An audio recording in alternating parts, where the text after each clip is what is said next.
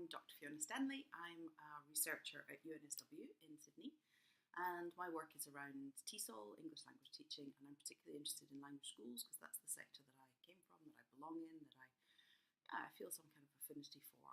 And so in the last couple of years I've been working on a paper which was published this year, and it is called Economy Class: Lived Experiences and Career Trajectories of Private Sector English Language School Teachers in Australia.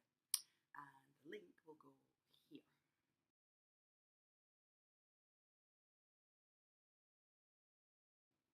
Now, that paper, I went around, I talked to a lot of teachers in schools, I talked to some directors of studies, some school centre managers and others as well, mainly teachers.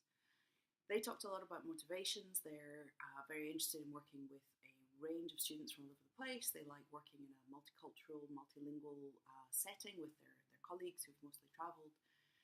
So their motivations are good, and they're really good intrinsic motivations, but they also talked a lot about salaries, and they talked in particular about the salary step system, whereby the more experience, the more qualifications they get, the less employable they are. And one of them said, how can we take this industry seriously if the more qualified I get, the less employable I am? And, she's right.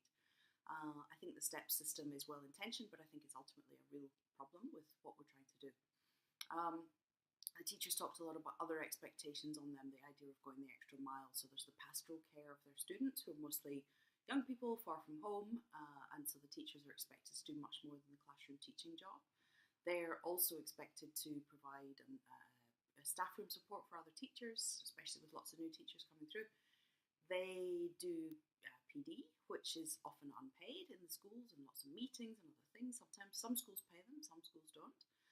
And there's the idea of the industry being so very seasonal, so it's very casualised, and the teachers are talking a lot about how insecure their jobs are, and therefore how this is something that they can do for now, but it's not something that's got long-term potential for them as a career. And as somebody who's made a career in TESOL, I'm worried about this. I think it's a problem. So what I'm interested in this paper was the teacher's experience, and what has been phenomenal since April when it was published has been the response. So it's gone as viral as an academic paper goes, which is not as viral as a cat video, but fairly viral. It's had 300 downloads.